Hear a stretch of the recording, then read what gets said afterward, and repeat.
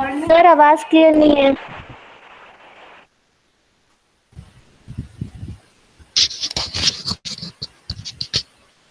अब आ रही? Is it clear now? Yes, yes, sir. Okay. I was telling you that we are going to discuss about string.h header file, because we have studied about character arrays and character strings. As I have told you in previous lecture, that character arrays are somewhat different from other kind of arrays, because other kind of arrays, for example, if we consider integer array, they can represent, if the size of array is n, then they can represent n different values. But when we are considering character arrays, in this case, one character array of size n may represent only a single information, that may be your name or your address or your phone number, anything of that kind. So character arrays are different in this sense, and for this purpose they are treated especially in the C programming language. And when we consider character array as a whole, then they are also treated as strings. Okay. So there's a whole string processing library that is available in standard C. That library is known as string.h header file, or library, string library. Okay. So this is the this I have told you in previous turn. This is the string header file.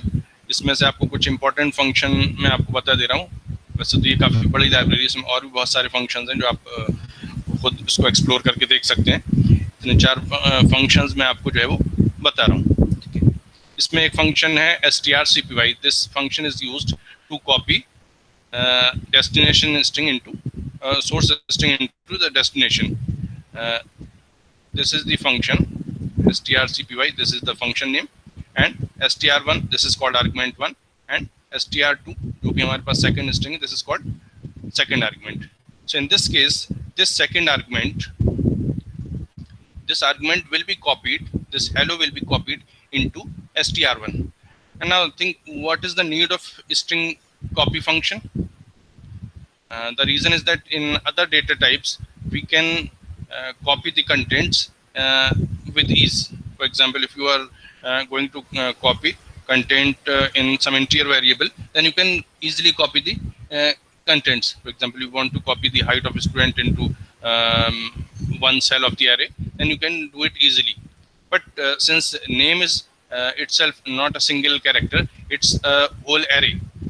आप देख रहे हैं यहाँ पर HELLO. So this string, this is a string of 5 characters, and we want to assign this string to this particular array. And this is the declaration of array. ये हमारे पास array का declaration है. str1 20 size है, str2 20 size है. ये अपने आप में 20 characters hold कर सकते हैं. तो str1 और str2 आपके 20 characters hold कर रहे हैं. str2 को initialize किया है hello पर, इस तरह से आप string को initialize कर सकते हैं. When we initialize in this fashion, then compiler appends null क्या बोलते हैं आपका null character at the end of string. Okay.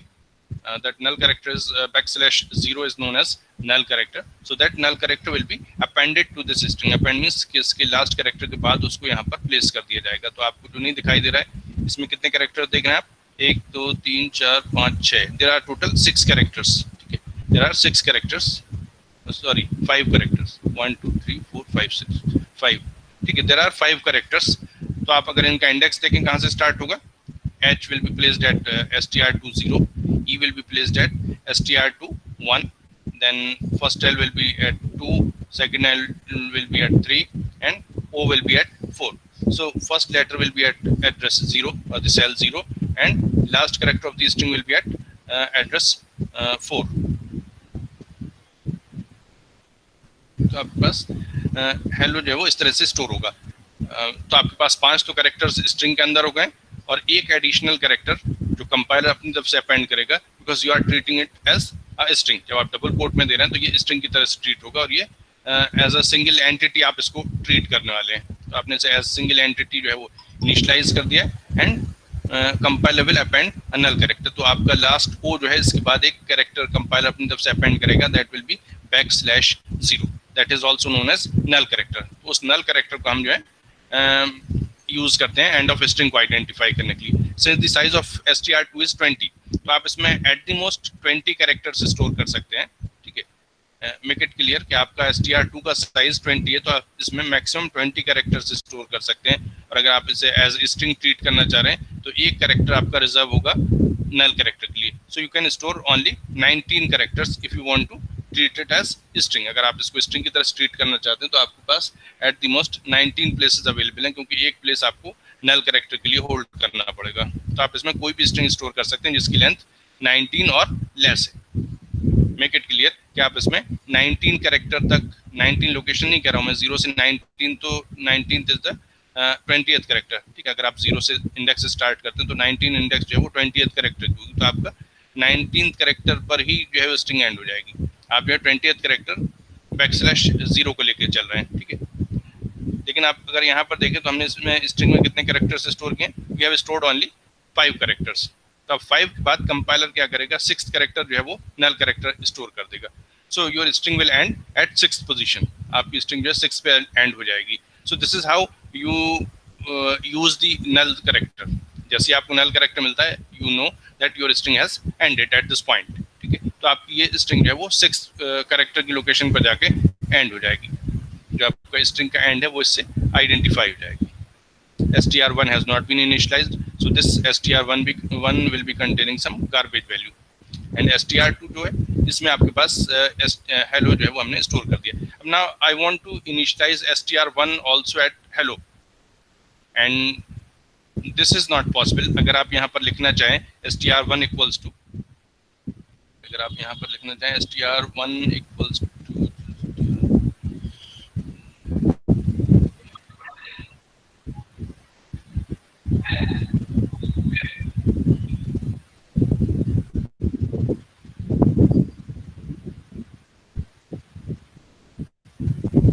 आप अगर यहाँ पर लिखना चाहें कि str1 equals to hello, and so this thing is not allowed by the compiler। Compiler जो है वो आपका इस चीज को अलाउ नहीं करेगा। ठीक है, ये जो मैं बता रहा हूँ आपको, मैं कह रहा हूँ कि अगर आप str1 को इनिशियलाइज करना चाह रहे हैं, सो this is not allowed for string 1। आपके जो स्ट्रिंग 1 है वो इस तरह से इनिशियलाइज नहीं की जा सकती। Reason, as I have told you earlier, that str1 and str2 they are character arrays, and array names itself represent the base address of the array। जो array का नाम है वो अपने आप में array के एड्रेस को रिप्रेजेंट करता है। And if you consider this statement, आप अगर इस स्टेटमेंट में देखें तो आपने यहाँ पर क्या लिखा है, str कर दिए, str1 लिखा है। str1 means address of the array। So what you are actually telling to the compiler that you want to change the address of str1। यहाँ पे आपके लिखने का मतलब ये हो रहा है कि आप str1 का बेस एड्रेस जो है, लेफ्ट हैंड साइड में आप देखें तो क्या है, बेस एड्रेस है, तो आप इस बेस एड्रेस को चेंज करने की कोशिश कर रहे हैं, and this is not allowed. Base address is fix because compiler ने जिस वक्त आपका ये वेरिएबल या आपका एरे क्रिएट किया था उसी वक्त इसको बेस एड्रेस असाइन कर दिया, तो इसको कोई भी बेस एड्रेस इसको ऑलरेडी मिल चुका है। अब आप जो कोशिश कर रहे हैं यहाँ पर, अगर आप लिखते हैं str1 equals to hello, तो ये कोशिश आपकी ये काम कर रही है कि str1 का आप बेस एड्रेस एक्चुअली चेंज करना चाह रहे हैं। सो this is not allowed by the compiler. Compiler जो है वो इस चीज़ को अलाउ नहीं करेगा, नॉट अलाउड। कंपाइलर जो है वो इसे अलाउ नहीं कर रहा है। रीजन कि आप बेस एड्रेस चेंज करने की कोशिश कर रहे हैं। आपसे ये सवाल अक्सर जो है वाइवा में या इंटरव्यू में पूछा जा सकता है कि आप इसे इनिशियलाइज क्यों नहीं कर सकते। तो दिस इज द रीजन कि आपका str1 या जो एरे का नाम है जो आप लेफ्ट हैंड साइड में लिख रहे हैं on your left hand side, या LHS में आपके पास जो वैल्यू है, ये आपकी एल वैल्यू जो है वो ये कांस्टेंट है। जो भी एड्रेस इसको मिल गया एरे को वो कांस्टेंट है, पूरे प्रोग्राम के लिए फिक्स हो गया। सपोज आपने str1 को 1000 इनिशियल एड्रेस दिया था, so it will remain 1000 throughout the program, and by this statement you mean that you are going to change the value of starting address of the array। so this is not allowed by the compiler। तो इसमें compiler जो है वो आपका error message generate कर देगा कि ये चीज़ आपकी अलाउड नहीं। अब आप ऑलरेडी डिक्लेयर कर चुके हैं और इनिशियलाइज लेटर स्टेज पे आप कर नहीं सकते हैं. So for that purpose what compiler allow you to do, compiler allows you to copy some string. You can do this thing strcpy. आप ये काम कर सकते हैं. strcpy str1 में आपको कॉपी करना है. So you can right str1. जिस स्ट्रिंग में आपको कॉपी करना है पहले उसका नाम आएगा. So this is called destination. आपका जो इसकी सिंटेक्स है वो ये है strcpy. This is name of the function. So first we specify the destination and then we specify the source. Source आपका वेरिएबल भी हो सकता है, यानी कि आप दूसरी स्ट्रिंग भी स्पेसिफाई कर सकते हैं, और सोर्स आपका कांस्टेंट भी हो सकता है. आप जो है से कांस्टेंट भी लिख सकते हैं. For example you want to initialise at hello, तो आप इसे इस तरह से लिख सकते हैं hello. Is it clear? In this fashion you can initialise this string. आप इस तरह से अपनी स्ट्रिंग को इनिशियलाइज कर सकते हैं.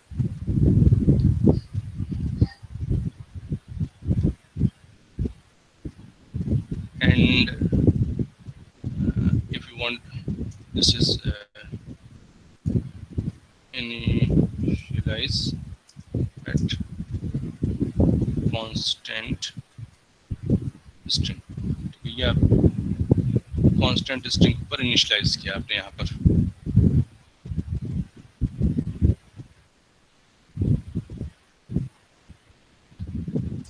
You can also initialize at some previously defined string. आप कोई दूसरी स्ट्रिंग जो है उस पर इनिशियलाइज करना चाह रहे हैं. फॉर एग्जांपल जैसा आप इस एग्जांपल में देख रहे हैं यहाँ पर str2 has already been initialised. तो अगर हमें str2 पे इनिशियलाइज करना हो then we can do this strcpy which string. Source हमारी जो हमारी डेस्टिनेशन स्ट्रिंग है वो str1 है, और डेटा हम कहाँ से कॉपी करना चाह रहे हैं. We are going to copy the data of str2 into str1.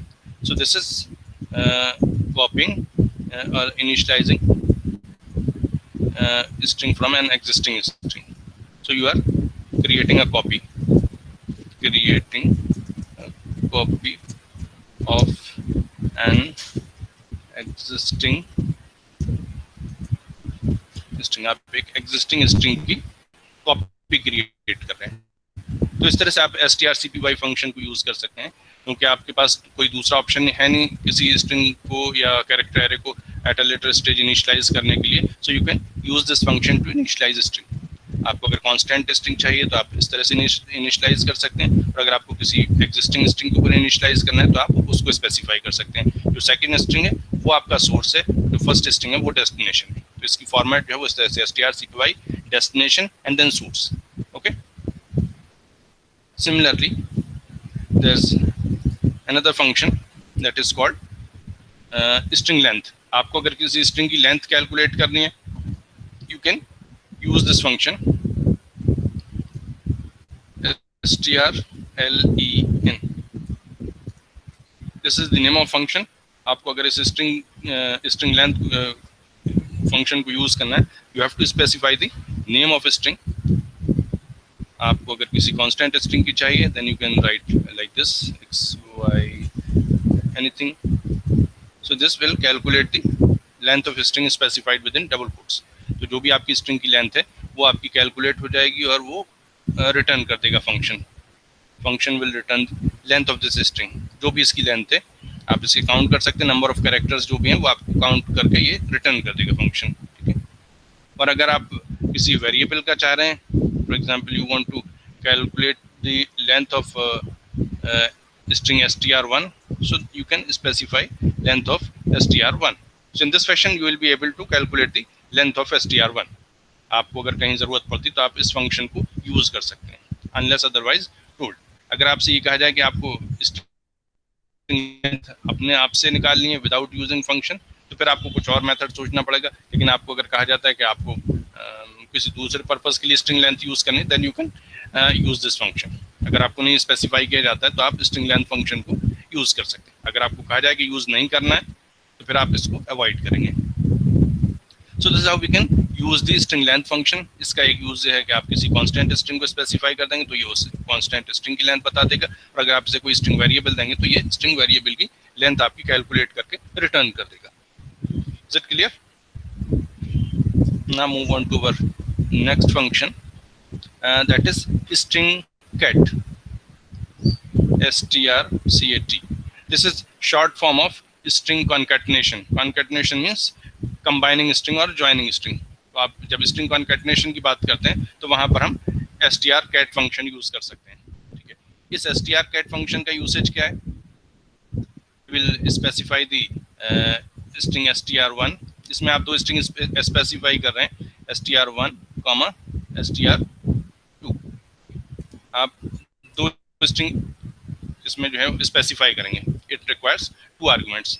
तो str-cat का आपको 2 आर्गुमेंट चाहिए। अब इसका फंक्शनैलिटी सुन लीजिए कि ये काम क्या करेगा। str1 and str2 both are character arrays और कैरेक्टर स्ट्रिंग्स। ठीक है, तो आपके पास ये जो है कैरेक्टर स्ट्रिंग्स हैं। एक्चुअली कैरेक्टर एरे भी मत कहिए, क्योंकि कैरेक्टर एरे में आपके पास हो सकता है कि नल कैरेक्टर ना हो। So you should always specify some string. So str1 and str2 both are strings. ये आपके पास दोनों स्ट्रिंग्स हैं। अब इसमें आपका काम क्या होगा? str2 will be appended to str1।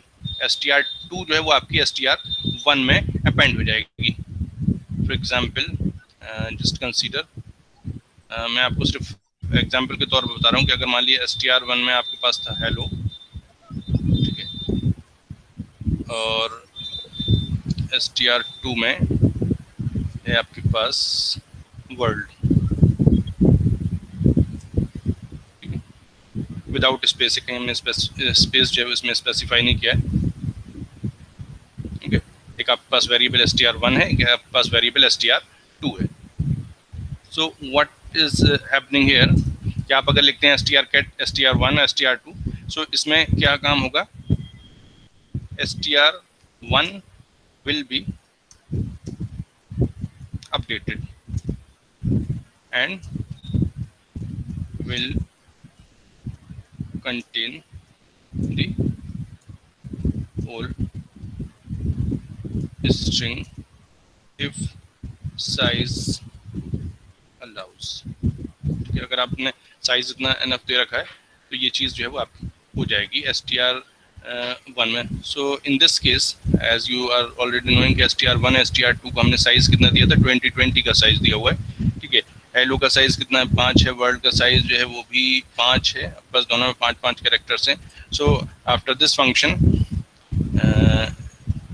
str-cat को जब आप यूज़ कर रहे हैं, str-cat को कॉल करने के बाद आपके पास str1 के जो कंटेंट्स होंगे दे विल बी हेलो,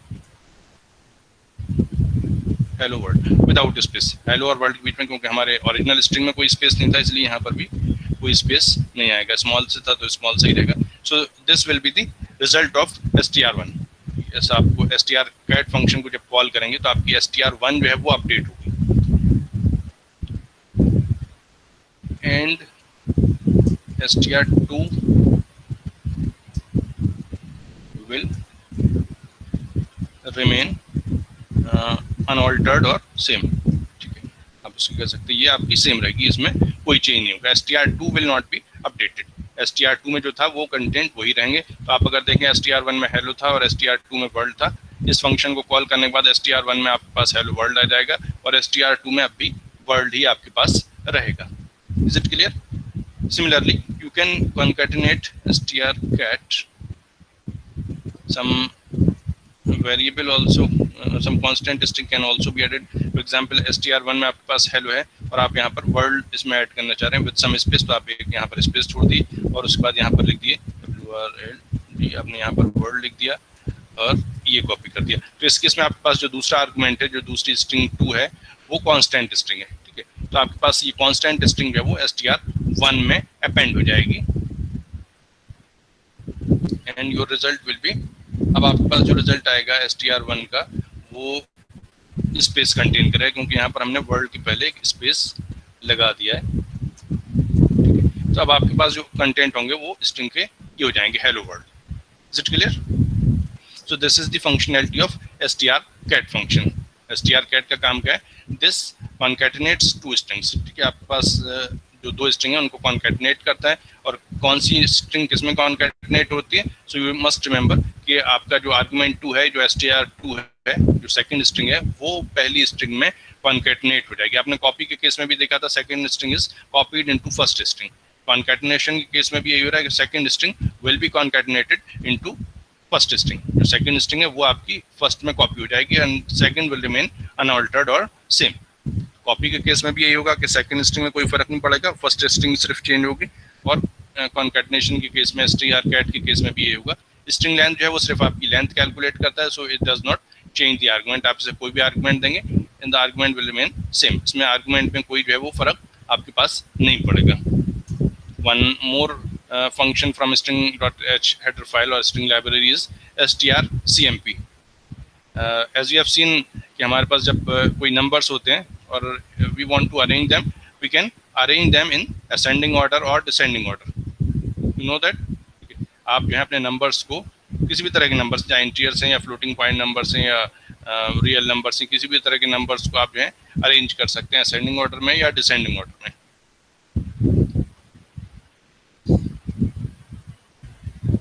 और जब आप अरेंज कर रहे हैं, अब मान लिया आपके पास स्ट्रिंग्स हैं, you want to arrange the names of students in a class, आप किसी क्लास के स्टूडेंट्स के नेम अरेंज करना चाह रहे हैं, so what should be the criterion?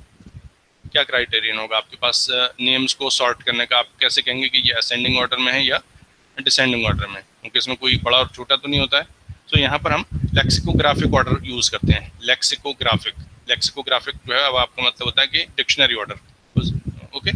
Lexicographic हम जिसको करें that is known as dictionary order, उसको ही हम जो है डिक्शनरी ऑर्डर कहते हैं। तो डिक्शनरी के ऑर्डर में हम स्ट्रिंग्स को कंसीडर करते हैं। फॉर एग्जांपल आपने अगर कभी डिक्शनरी देखी हो तो डिक्शनरी में the first word will start from A, ठीक है। आपको जो सबसे पहला वर्ड मिलेगा वो ए से स्टार्ट हो रहा होगा, it may be aeroplane, it may be and something like that, ठीक है।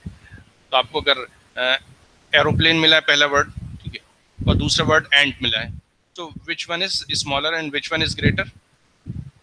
तो अगर आप देखें इसमें अगर डिक्शनरी के ऑर्डर में देखेंगे तो आपको डिक्शनरी में पहले एरोप्लेन मिलेगा और एंट आपको बाद मिलेगा। What's the reason?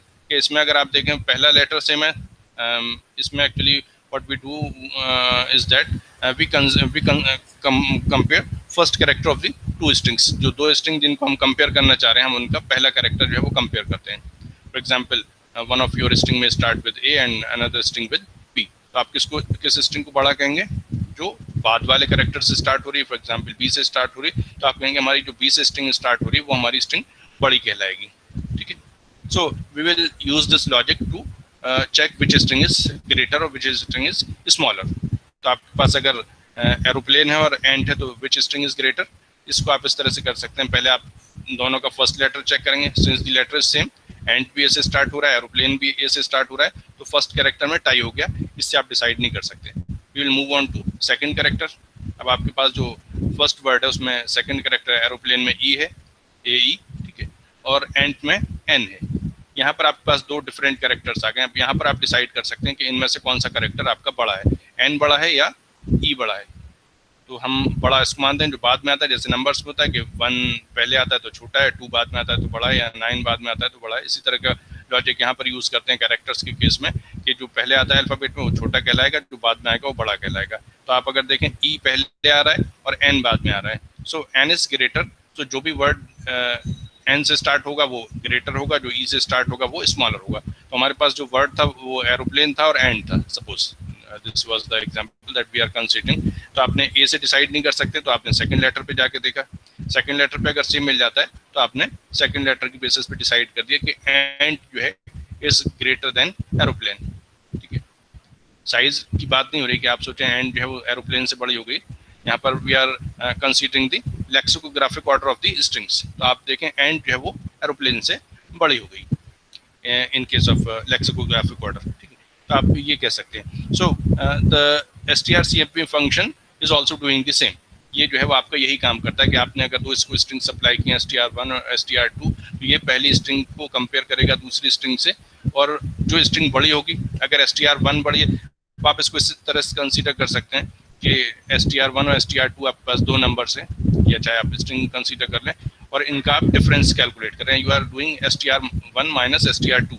अगर str1 बड़ी होगी तो the difference will be positive, अगर दोनों सेम होंगे then the difference will be 0, और अगर स्ट्रिंग 2 बड़ी होगी तो आपके पास जो डिफरेंस होगा वो नेगेटिव में आएगा। So in case of aeroplane, if your str1 is str1 is suppose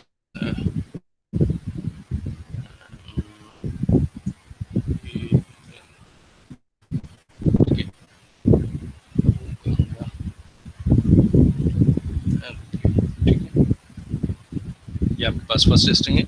str2 ये हम कह रहे हैं हमारे पास है सपोज एंड, ये स्ट्रिंग्स हैं। Now we want to compare, so we will compare strcmp, this is the function strcmp, और यहाँ पर हम लिखेंगे str1 str2।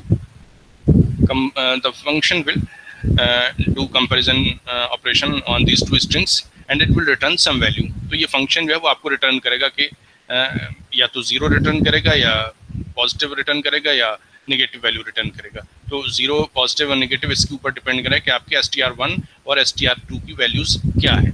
Depending on the value of str1 and str2, this strcmp function will return proper result. So in this case where we have initialized str1 at aeroplane and str2 at and this function should return str1 is smaller, str2 is greater। ठीक है, हम यहाँ पर अगर देखें, so I'm just writing as per dictionary order str2 is greater than str1। ठीक है, आपका str2 जो है वो str1 से बड़ी, क्योंकि ये डिक्शनरी में बाद में आएगा। इसी ऑर्डर को जो है डिक्शनरी ऑर्डर को हम लेक्सिकोग्राफिक ऑर्डर भी कहते हैं। आप देख सकते हैं इसकी स्पेलिंग लेक्सिकोग्राफिक ऑर्डर। ठीक है, ये लेक्सिकोग्राफिक ऑर्डर या लेक्सिकोग्राफिकल ऑर्डर कहलाता है। ठीक है, तो लेक्सिकोग्राफिक ऑर्डर के हिसाब से str2 जो है वो आपकी बड़ी है। So this str comparison, so this function will return negative number। आप इसको चेक कर सकते हैं कि आपका ये नेगेटिव रिटर्न क्या है या पॉजिटिव नंबर रिटर्न क्या है। और अगर आप स्ट्रिंग को रिवर्स कर देते हैं, str1 में एंड डाल देंगे और str2 में एरोप्लेन डाल देंगे, तो ये पॉजिटिव वैल्यू रिटर्न करेगा, और अगर दोनों में सेम डाल देंगे तो ये जीरो रिटर्न करेगा। So when we are going to compare, for example, we will be doing comparison like this: if strcmp, जो आप फंक्शन यूज करेंगे वो इस तरह से यूज करेंगे, strcmp इसको हम if फंक्शन के साथ यूज करेंगे, क्योंकि if में हमें चाहिए होता है, जो डिसीजन होते हैं वो if के अंदर करते हैं हम, if के साथ हम strcmp को यूज कर रहे हैं। if strcmp str1 str2, ये आपका फंक्शन कॉल हो गया। अब ये आपका जो फंक्शन है strcmp, ये या तो जीरो रिटर्न करेगा या पॉजिटिव या नेगेटिव वैल्यू रिटर्न करेगा। अगर हमें इनकी इक्वालिटी चेक करनी, विल डू लाइक दिस कि अगर ये जीरो है, इनका कंपैरिजन अगर जीरो रिटर्न करता है, then printf str1 and str2 are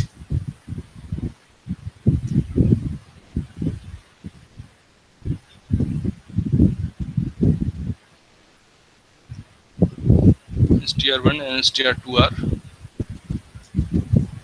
same। ठीक है, तो आप ये कह सकते हैं कि str1 और str2 जो है वो आपकी सेम है।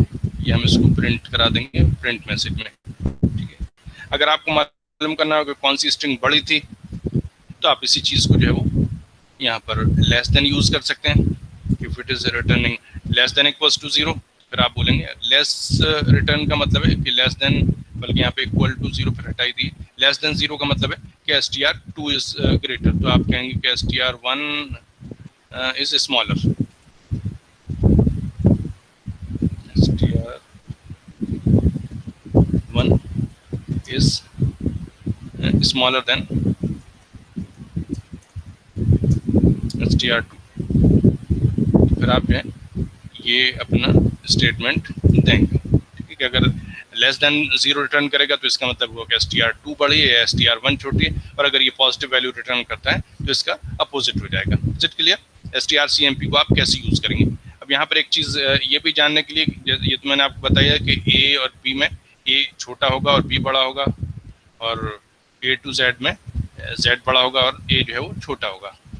अगर आप इनकी S की वैल्यूज़ के बारे में भी मैंने एक बार आपको क्लास में भी डिस्कस किया था, as we have discussed in class that S की value of capital A is 65 and small a is 97. So when we are dealing with alphabets, they may be small letters or capital letters. Sometimes they are case sensitive and sometimes they are case insensitive. For example, आपने अगर कोई अपने जो है वो ID बनाई है किसी वेबसाइट के ऊपर, so in that case your ID may be case sensitive. अगर ID आपकी case sensitive है, then you need to enter in same caps. आपने अगर ID जो है वो सारी all caps में या सारी capital letter में बनाई, then you need to enter it in all caps. और अगर आपने small letters में बनाई, then you need to enter your ID in small caps. Okay?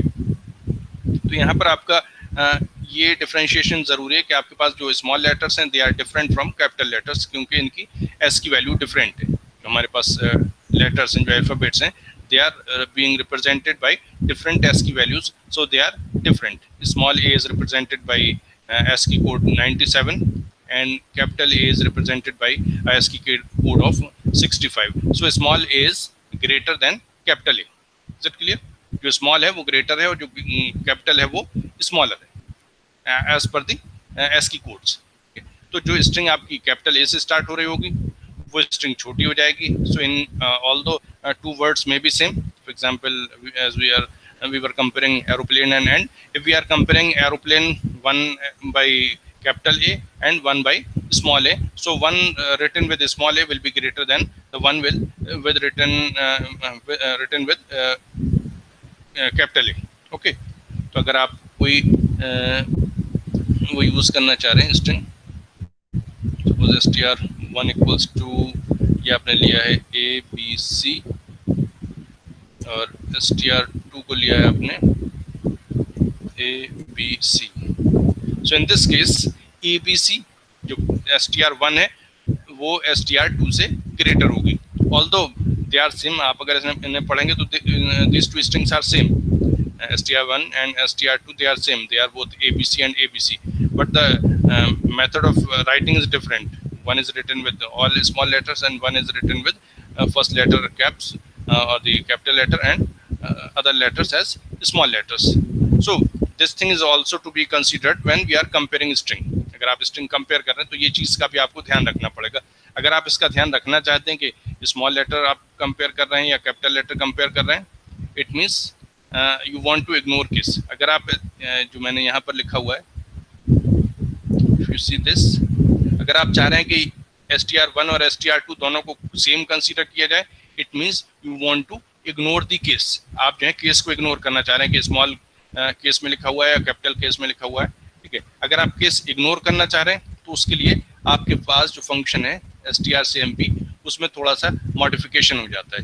ठीक है, strcmp str1, str2 will return greater than 0. अभी अगर आप नॉर्मल strcmp यूज करते हैं तो str1 जो है वो बड़ा है str2 से, so it will return some positive value. Okay, but logically if we see that str1 is containing abc and str2 is also containing abc, we want to treat them as same. We want to treat them alike. Okay, आप str1 और str2 को alike treat करना चाह रहे हैं because they are containing same alphabets. Although the case is different, but letters are all same. So अगर आप ये चाह रहे हैं, जैसे आपने कैपिटल लेटर में अपना नाम लिखा है या स्मॉल लेटर में लिखा है, द नेम इज योर्स, आप चाहे कैपिटल में लिखें या स्मॉल में लिखें, तो अगर आप केस को इग्नोर करना चाह रहे हैं, इन that case this function may not be used. ये फंक्शन आपका केस सेंसिटिव है, ये आपका केस को कंसीडर करता है. तो अगर आप केस को इग्नोर करना चाह रहे हैं, then you can use strcmp i. इसके आगे एक i और लगा हुआ है, this i represents ignore case, str1 str2. Now this will return 0. अब ये आपका 0 रिटर्न करेगा. क्यों 0 रिटर्न करेगा? Because str1 and str2 both are containing same string, although the case is different, but we are ignoring the case. आप अगर यहाँ पर देखें, मे बी आपके स्क्रीन पे थोड़ा छोटा दिख रहा होगा, लेकिन ये strcmp जो है वो आपका, अब देखिए strcmp जो है वो स्मॉल में लिख रहा है strcmp, ये आपका जो पहला function, this is strcmp string compare, and the second function is strcmpi, this is string compare with ignore case. तो इसमें आप केस को इग्नोर कर रहे हैं, अगर आप केस को इग्नोर नहीं कर रहे हैं तो इन that case the function will return greater than 0, and if we are going to ignore the case then it will return 0. तो उसके लिए हम इग्नोर बताते हैं कंपाइलर कि हम ये वाला फंक्शन यूज करना चाह रहे हैं, in which we are going to ignore the case sensitivity. यहाँ पर हम केस सेंसिटिव नहीं है, we are just considering names. आपका नेम जो है वो सेम है, ABC दोनों नेम्स हैं, देन दे आर सेम. ठीक है, so in this fashion we can use the strcmp function. Okay, so these are some functions that you can use in your programs. Okay, now we can write some programs based on these concepts. So let's move here. एक तो मैं आपको बताता हूँ कि आप string का length कैसे निकाल सकते हैं. ये मैंने आप लोगों को प्रोग्राम जो वो उसमें पिछले वीडियो में भी अपलोड किया है. इसमें आप देखें तो अगर आपको स्ट्रिंग की लेंथ कैलकुलेट करनी है तो we can calculate the length of string in this fashion. ठीक है, आपके पास दो स्ट्रिंग्स हैं, str1 str2. एक तो आपको इनिशियलाइजेशन के लिए मैंने बताया कुछ आप फंक्शंस यूज कर सकते हैं. उन फंक्शंस को यूज करने के लिए you need to include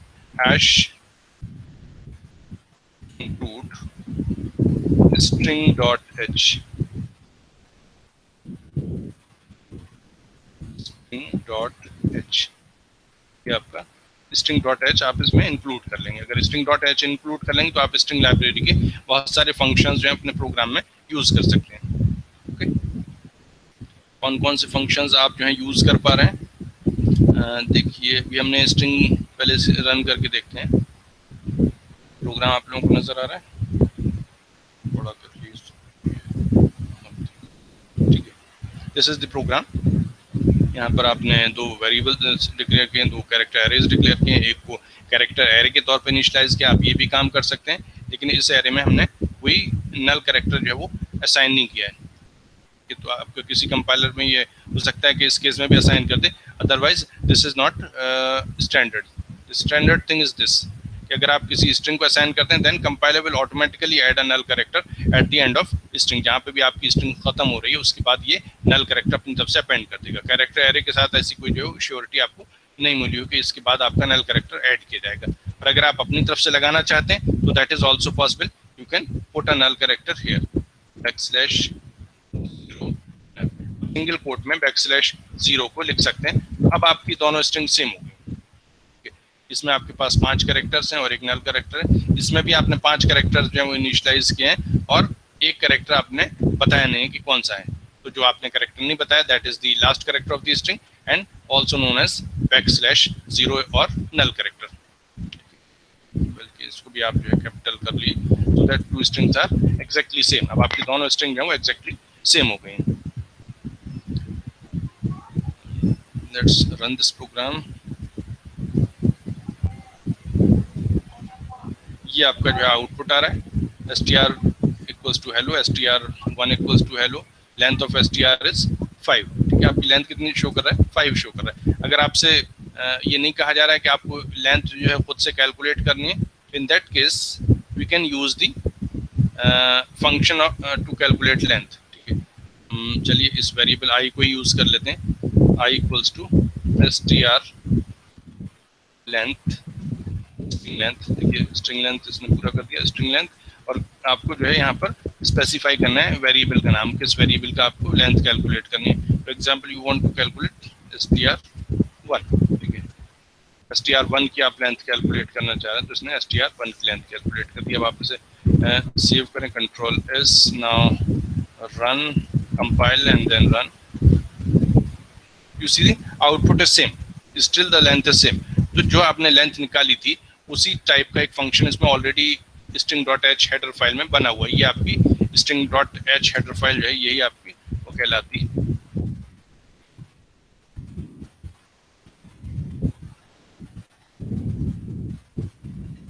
string library और header file.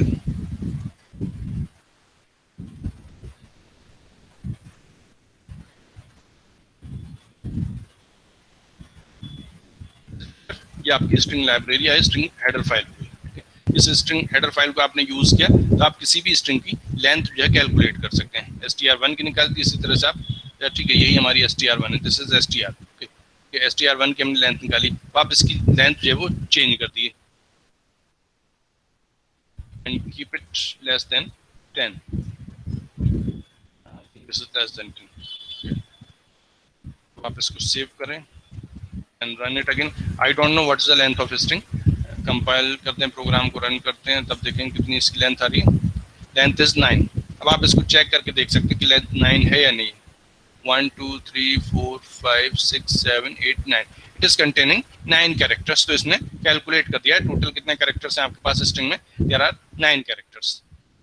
One thing more, एक काम और करिए आप लोग, यहाँ पर मैसेज में अपना रोल नंबर टाइप करिए।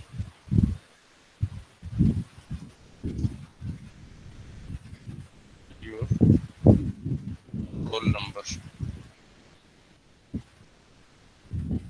लोग अपना रोल नंबर यहाँ पर टाइप कर दिए, पूरा फुल में टाइप करिए,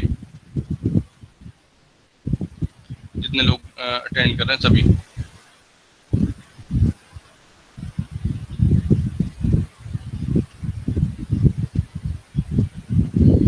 तो आप अगर यहाँ पर देखें कि आपको स्ट्रिंग की लेंथ मालूम होगी, तो स्ट्रिंग की कोई भी लेंथ है, आपको इन एडवांस नहीं मालूम है कि आपके पास स्ट्रिंग क्या है, तो आप उस स्ट्रिंग की लेंथ भी कैलकुलेट कर सकते हैं। अब ये तो इनिशियलाइजेशन था स्ट्रिंग का, जस्ट फॉरगॉट अबाउट इनिशियलाइजेशंस। ठीक है, हम इनिशियलाइजेशन को जो है वो ख़त्म कर दे रहे हैं। ठीक है, और सेकंड स्ट्रिंग का इनिशियलाइजेशन भी फिनिश्ड। Is no initialization. अगर आपके पास इस तरह का केस है, आप देखिए आपको क्या आउटपुट मिलता है। str1, ठीक है, नल कैरेक्टर, कुछ नहीं आ रहा उसमें। str1 में भी कुछ नहीं आ रहा है। Length equals to 0, length is 0, क्योंकि उसमें एक भी कैरेक्टर आपके पास अवेलेबल नहीं है। That's why it is printing as 0। Is it clear? दोनों स्ट्रिंग आपकी ब्लैंक है, नल है। लेकिन यहाँ पर एक चीज़ आप नोट करिए कि इसमें कोड ब्लॉक्स में आप देख रहे हैं कि इसमें ये नल दिख रहा है, लेकिन आप अगर इसे टर्बो सी में रन करके देखेंगे इसी प्रोग्राम को, तो यहाँ पर आपको गार्बेज वैल्यू जो है वो मिलेगी। str1 और str दोनों केसेस में आपको गार्बेज वैल्यू मिलेगी, because we have not initialize this array. हमने इस एरे को इनिशियलाइज नहीं किया, तो यहाँ पर इसमें प्रीवियसली कुछ गार्बेज वैल्यू होगी। गार्बेज मीन्स सम कैरेक्टर्स में भी देयर विच आर अननोन। आपको नहीं मालूम कि कौन से कैरेक्टर्स आपको वहाँ पर मिलने वाले हैं, सो हम उसको गार्बेज वैल्यू करें, तो आपको कुछ गार्बेज कैरेक्टर्स यहाँ पर मिलेंगे। Although code blocks is making it smooth, इसमें इस चीज़ को कर दिया है कि आपको यहाँ पर कुछ गार्बेज वैल्यूज नहीं मिल रही हैं। ठीक है, now we can scan. Scan के लिए मैंने आपको बताया था कि आप स्कैनएफ फंक्शन यूज कर सकते हैं। स्कैनएफ परसेंट, और एक चीज़ आप ध्यान रखिए, आप अगर %c यूज़ कर लेते हैं, जैसे कि आप सोचें कैरेक्टर एरे %c कर लिए, चलिए करके देख लिए। %c स्ट्रिंग 1 को %c से करते हैं और इसको %s से करते हैं सेकेंड स्ट्रिंग को।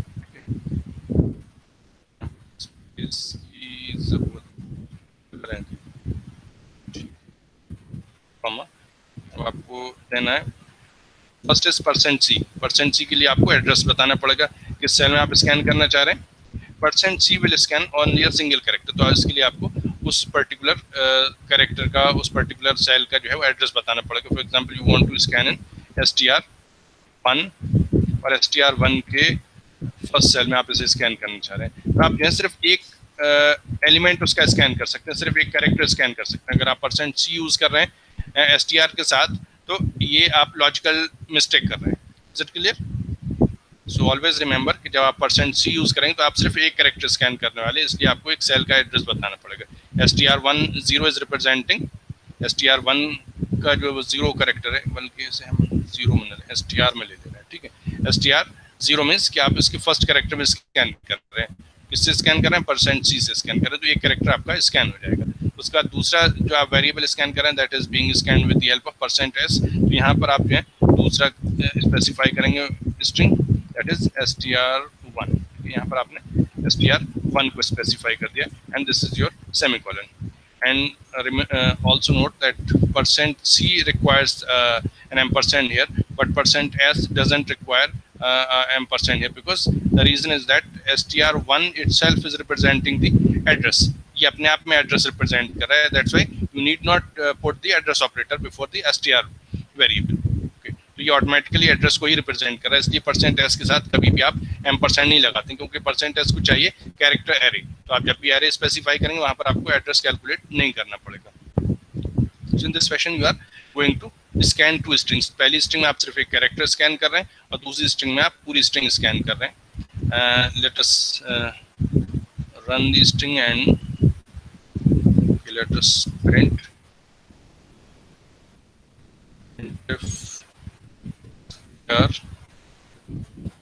$0 equals to %c। इसमें एक ही कैरेक्टर, तो इसको आप ऐसे ही रिप्रेजेंट कर सकते हैं।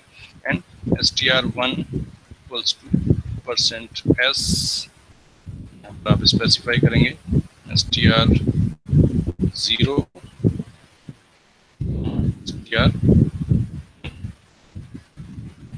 यहाँ पर आप str1 स्पेसिफाई कर देंगे कि आप str1 में क्या आप स्कैन करके लाएं।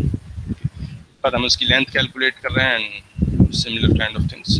लेंथ भी प्रिंट हो रही, कंपाइल करिए। कि हमने इसमें कोई मैसेज नहीं दिया था, दिया है कोई नहीं दिया है। देखिए आप, अगर हमने इसमें क्या स्कैन किया, दो वैल्यूज स्कैन किए, %c और %s। %c will scan a single character and %s, this is very important, please note. जब आप प्रोग्राम रन करेंगे तो आपको ये प्रॉब्लम आएगी, जब आप स्ट्रिंग्स या कैरेक्टर्स स्कैन करते हैं तो ये प्रॉब्लम आती है। तो यहाँ पर देखिए प्रॉब्लम आ गई, पर हमने कोई मैसेज नहीं दिया था, तो यहाँ पर हमने प्रिंट करवाया।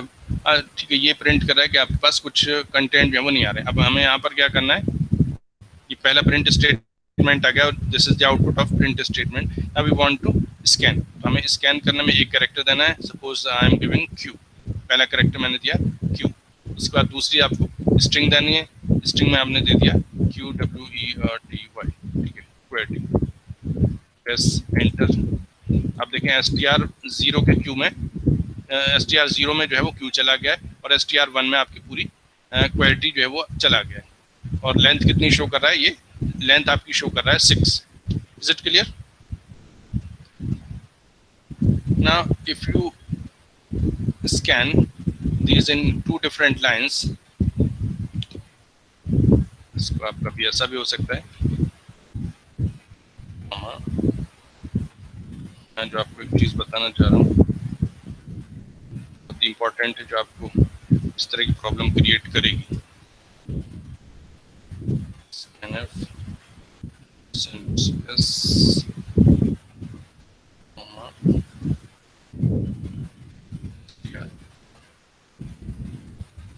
आपने str1 को स्कैन कर लिया। इस ऊपर वाले प्रिंट स्टेटमेंट को हम हटा देते हैं, क्योंकि अब इसकी जरूरत नहीं है। हमने देख लिया कि क्या प्रिंट हो रहा है, कुछ नहीं प्रिंट हो रहा है। ठीक है, now run it again, save and run. It's asking for input. तो ये मैं आप लोगों को बताता हूँ कि आप अगर स्कैन करने से पहले कोई प्रिंट स्टेटमेंट नहीं लगाते कि आपको क्या इनपुट करना है। So you can see there is a black screen and without any hint, कोई हिंट आपको नहीं मिल रही कि आप यहाँ पर क्या इनपुट करने वाले हैं। आपको नंबर इनपुट करना है, आपको कैरेक्टर इनपुट करना है, या आपको कोई स्ट्रिंग इनपुट करनी है। लेकिन हमारा प्रोग्राम पीछे ही लिखा हुआ है, हमें मालूम है कि क्या करना है। पहला हमें एक कैरेक्टर इनपुट करना है। For example I am pressing Q, okay, and then enter. अब हमें क्या स्कैन करवाना है, दूसरी जो है वो हमें स्ट्रिंग स्कैन करवानी है। यहाँ पर हम ASEFG हमने यहाँ पर दे दिया और इसमें देखिए सही स्कैन किया। May be this is because of code blocks is working in correct manner. लेकिन आप अगर इसमें टर्बो सी में काम करेंगे यही चीज़, तो आपको प्रॉब्लम ये आएगी। जैसे आप Q पहले इस करेक्टर को स्कैन करके एंटर की प्रेस करेंगे तो कंपाइलर आपका सेकंड वेरिएबल स्कैन किए बिना ही आगे बढ़ जाएगा और वो सेकंड str1 को जो है वो नल स्ट्रिंग बना देगा, वहाँ पर ब्लैंक स्ट्रिंग बना देगा और उसकी लेंथ जो है वो 0 ही आ जाएगी। चलिए, so this compiler is working good. So this is how we can initialize and we can scan. आप देख रहे हैं, आपको अगर सिंगल किसी एरे के सिंगल कैरेक्टर को स्कैन करना है तो आप इस तरह से कर सकते हैं, या एरे के सारे कैरेक्टर आप 1 बाय 1 स्कैन करना चाह रहे हैं तो आप लूप लगा के इस तरह से स्कैन कर सकते हैं, और अगर आप एज स्ट्रिंग करना चाह रहे हैं तो आप एक बार में कर सकते हैं। आपको अगर %c से स्कैन करना है तो इन this case your primary requirement is that you must be knowing the length of string in advance. अगर आपको पहले से स्ट्रिंग की लेंथ नहीं मालूम है then you will not be able to scan number of characters, या फिर आपको कोई कंडीशन लगानी पड़ेगी कि इस पर्टिकुलर कैरेक्टर पे आकर आपको जो है स्टॉप करना है, यू में से कि आप जब क्यू प्रेस करेंगे तो क्विट कर देना है, उसके बाद स्कैन नहीं करना है। लेकिन आप अगर %s से स्कैन कर रहे हैं तो इसके साथ क्या है, ये भी एक चीज़ और देख लीजिए। मैं इसको दोबारा से रन करता हूँ। पहले हमने W प्रेस किया सपोज, और दूसरे में हमने स्ट्रिंग दी है न्यू दिल्ली, ठीक है, न्यू दिल्ली देख रहे हैं आप, दिखाई दे रहा है न्यू दिल्ली। अब आप इसका आउटपुट देखिए,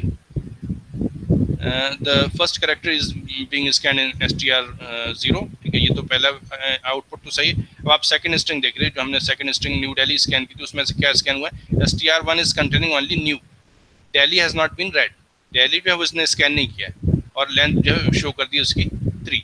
इसने सिर्फ 3 ही कैरेक्टर उठाए, न्यू दिल्ली में से सिर्फ न्यू उठाया और दिल्ली को छोड़ दिया और स्पेस को भी छोड़ दिया। सो this is the problem with %s format. जब भी आप %s फॉर्मेट के साथ कैरेक्टर स्ट्रिंग को स्कैन करते हैं तो ये सिर्फ सिंगल वर्ड को स्कैन करता है। अगर आपके पास मल्टीपल वर्ड आ रहे हैं then it will not be able to scan. तो इसके लिए आप दूसरा फंक्शन यूज कर सकते हैं, वो फंक्शन है आपका गेट्स फंक्शन। तो आप इसको हटाकर इसे हटा दिए एंड यहाँ पर लगाइए गेट्स। गेट्स फंक्शन जो है वो आपका पूरी स्ट्रिंग स्कैन करने के काम आता है। इसमें आप कोई भी स्ट्रिंग स्कैन कर सकते हैं। अब आप देखिए, दोबारा से सेव करिए एंड रन इट अगेन। कोई कैरेक्टर आपको देना है, सपोज इस बार मैंने A प्रेस किया, व्हाट हैपेंड, जो प्रॉब्लम मैं आपको बता रहा था, देखिए प्रॉब्लम यहाँ पर आ गई। इसने पहला कैरेक्टर स्कैन करने के बाद आपकी अगले कैरेक्टर को या अगले स्ट्रिंग को इसने पूछा ही नहीं और ऐसे ही वापस आ गया। रीजन इज दैट कि जब हम पहला कैरेक्टर स्कैन कर रहे हैं तो कैसे कर रहे हैं, देखिए मैं आपको दोबारा से स्कैन करके बताऊं और इस चीज़ को नोट करिए आप कि मैंने क्या किया है। आई हैव इनपुट D, एक तो आपको कैरेक्टर स्कैन करना था, आपने एक कैरेक्टर दे दिया। Now you are inputting another character, that is the enter key, तो आपने एक एंटर की प्रेस की। सो व्हाट इज हैपनिंग, पहला कैरेक्टर जो है वो कैरेक्टर पे चला गया, उसके बाद जो दूसरा कैरेक्टर था दैट वाज द एंटर की, वो एंटर की आपके कीबोर्ड की बफर में रह गई। और जब आपने गेट्स फंक्शन यूज किया, गेट्स फंक्शन का काम ये कि जब तक आप न्यू लाइन प्रेस नहीं करते हैं तब तक स्कैन करता है। कीबोर्ड के बफर में ऑलरेडी एक न्यू लाइन कैरेक्टर जो है पड़ा हुआ था, जिसने वहां से न्यू लाइन चेक किया, न्यू लाइन मिल गया, इसने वहीं पर स्टॉप किया। तो इसने कोई भी कैरेक्टर स्कैन नहीं किया और उसने वहीं पर स्टॉप करके आपको जो है वो स्किप कर दिया। That's why this string length is 0। इसने कोई भी चीज जो है वो स्कैन नहीं किया। अब यहाँ पर इस प्रॉब्लम को आपको दूर करने के लिए एक चीज जो है वो आपको करनी पड़ेगी, you need to flush the keyboard buffer. जो आपकी कीबोर्ड की बफर है वो आपको फ्लश करनी पड़ती है। उसके लिए आप एक फंक्शन यूज करते हैं, फ्लश करना है stdin, standard input is your keyboard. आपको कीबोर्ड के बफर को क्लियर करने के लिए इस फंक्शन को यूज करना पड़ता है। आपको मैंने बताया कि आपने एक तो D प्रेस किया और एक एंटर की प्रेस की, तो D तो अपनी जगह चला गया, लेकिन जो एंटर की थी वो आपकी कीबोर्ड के बफर में रह गई। अब आप चाहते हैं कि ये कीबोर्ड का बफर खाली हो जाए, क्योंकि अगर खाली नहीं होता तो गेट्स जो है वो वहीं से स्टॉप कर देता और आपका अगला कैरेक्टर या अगली स्ट्रिंग जो है वो स्कैन नहीं हो पा रही है। तो उसके लिए आप यहाँ से ये काम कर रहे हैं कि अब आप दोबारा से रन करके देखें। हमने यहाँ पे फ्लश कर दिया ऐसे कीबोर्ड बफर को, वी आर प्रेसिंग S, उसके बाद एंटर की प्रेस की, इट इज स्टिल वेटिंग। अब हम यहाँ पर लिख सकते हैं new Delhi is the capital of India. ये हमने इतना एक सेंटेंस दे दिया, बजाय पहले सिर्फ न्यू दिल्ली स्कैन नहीं हो पा रहा था। अब हम गेट्स इस यूज कर रहे हैं फंक्शन। आप इसका यूसेज देखिए आप अगर यहाँ पर देखें एक एरर देख रहे हैं आप, cat.exe has stopped working. Reason मैं भी आपको बताऊंगा। ऊपर आप पढ़िए, str1 में कितने आपने कैरेक्टर्स डाल दिए, 34 कैरेक्टर्स डाल दिए। यहाँ पे लेंथ शो कर रहा है, लेंथ ऑफ str इज 34। तो इसमें आपने 34 कैरेक्टर्स जो है वो स्टोर कर दिए, और 34 कैरेक्टर्स आपने स्टोर कर दिए। और एक चीज़, चलिए मैं इस प्रोग्राम को पहले क्लोज कर दूँ, ठीक है, क्लोज हो गया। अब आप देखिए साइज उसका हो गया 34। आपने साइज कितना दिया था, आपने साइज दिया था सिर्फ 10। सो दिस इज द प्रॉब्लम कि आपने अगर साइज कम दिया है और जो कैरेक्टर आपने स्कैन किए वो ज़्यादा है तो ओवरफ्लो हो जाएगा मेमोरी में, और कंपाइलर ने इसी वजह से आपके प्रोग्राम को जो है वो वहाँ से मेमोरी से एग्जिट कर दिया। जो आप एरर देख रहे थे वो इसी वजह से आ रही थी। ठीक है, तो ऑलवेज रिमेंबर कि जब भी आप स्कैन कर रहे हैं जो साइज दिया है उससे बड़ी कोई स्ट्रिंग स्कैन ना करें। अगर आपने जो अभी स्ट्रिंग स्कैन की थी उसके लिए आप इसका साइज बढ़ा 30 की जगह 50 कर दें। तो आप अगर इसको सेव करें कंट्रोल एस, देखिए सेम प्रोग्राम मैंने सिर्फ लेंथ चेंज की और कुछ नहीं किया। I am going to enter the same values again. New Delhi is the capital of India. ठीक है, फुल स्टॉप भी नहीं लगा तो छोड़िए, देखिए चाहिए हो सकता है लगाया होगा लास्ट टाइम फुल स्टॉप। ठीक है, अब देखिए कोई एरर नहीं आई है।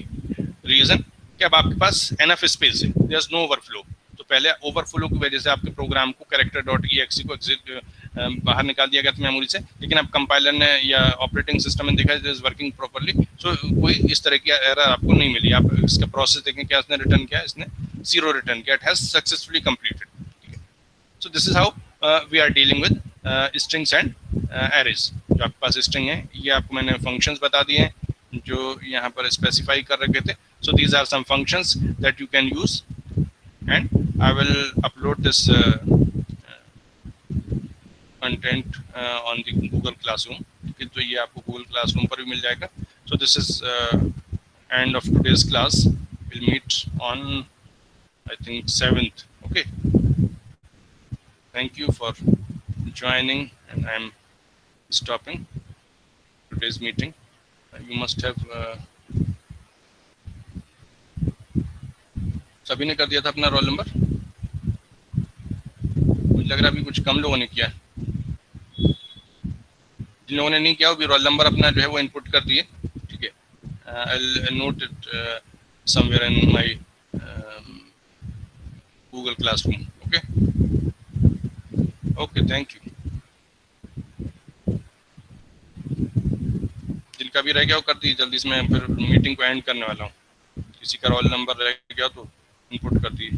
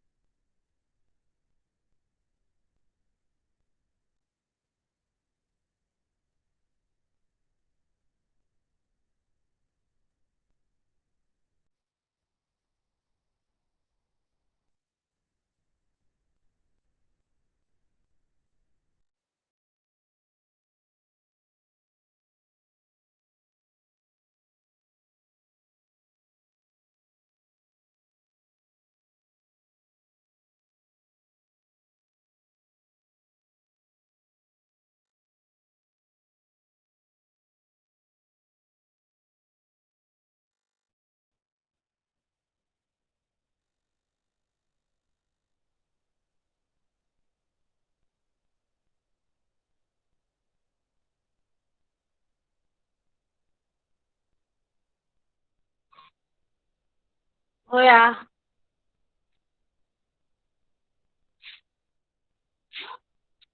जोया